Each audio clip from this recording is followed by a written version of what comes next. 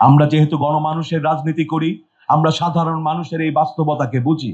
আপনাদের এই এলাকার নির্বাচিত সংসদ সদস্য আজকে বাংলাদেশের প্রধানমন্ত্রী জনাব তারেক রহমানের এই নির্বাচনী এলাকায় এবং সারা দেশে উনি যে কর্মসূচি দিচ্ছে, সেই কর্মসূচিগুলোকে আমরা শুধু দেশীয় নয়, আন্তর্জাতিক প্রতিষ্ঠানগুলো আমাদেরকে সর্বাত্মক সমর্থন দিচ্ছে বলেই ইউনিসেফ এবং বিশ্ব স্বাস্থ্য সংস্থার সর্বোচ্চ প্রতিনিধিরা আজকে সশরীরে আপনাদের সঙ্গে এই এলাকায় উপস্থিত হয়ে তাদের সমর্থন দিয়েছেন।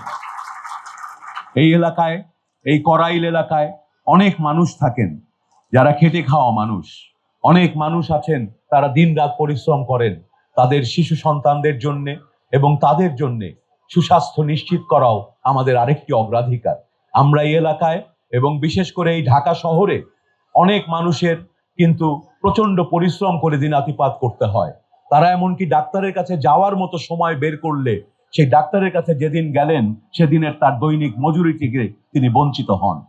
আমরা যেহেতু গণমানুষের রাজনীতি করি, আমরা সাধারণ মানুষের এই বাস্তবতাকে বুঝি। আপনাদের এই ঢাকা উত্তরে যিনি প্রশাসকের দায়িত্ব নিয়েছেন, তিনি একজন গণমানুষের নেতা। তিনি মানুষের মাঝে কাজ করতে পছন্দ করেন। আজকে আমরা যখন এখানে বসেছিলাম, তিনি কিন্তু বসে থেকে ওই সময়টুকু নষ্ট করেন নাই। তিনি আমার সঙ্গে বুদ্ধি পরামর্শ করেছেন কিভাবে এই ঢাকা উত্তরের স্বাস্থ্য সেবাকে সার্বিকভাবে উন্নতি করা যায়। তাই আমি আশাবাদী, আমরা একসাথে কাজ করে ইনশাআল্লাহ ঢাকা উত্তরের বিশেষ করে যারা সাধারণ মানুষ, যারা খেটে খাওয়া মানুষ, তাদের সন্তানেরা এই সাধারণ মানুষের জন্য সুস্বাস্থ্য নিশ্চিত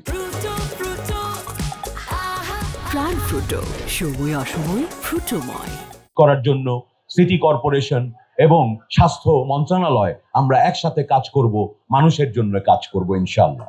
টিকাদানে যারা আসছেন, আপনারা খেয়াল করলে দেখবেন সুন্দরভাবে কয়েকটা জোন ভাগ করে এক জায়গায় রেজিস্ট্রেশন হচ্ছে, এক জায়গায় মায়েরা অপেক্ষা করবেন, আরেক জায়গায় টিকা দেয়া হবে।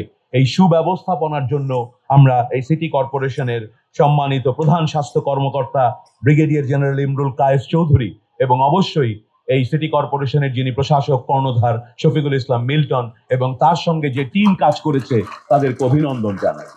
আমি এর আগেও বিভিন্ন অনুষ্ঠানে বিশেষ করে টিকাদান কর্মসূচিতে বলেছি যে এই স্বাস্থ্য কর্মসূচিগুলোতে আপনাদের বিশাল ভূমিকা রয়েছে। আমরা একটা কথা বলি, হেলথ কমিউনিকেশন যে কোনো স্বাস্থ্য কর্মসূচির জন্য একটা অত্যন্ত গুরুত্বপূর্ণ উপাদান।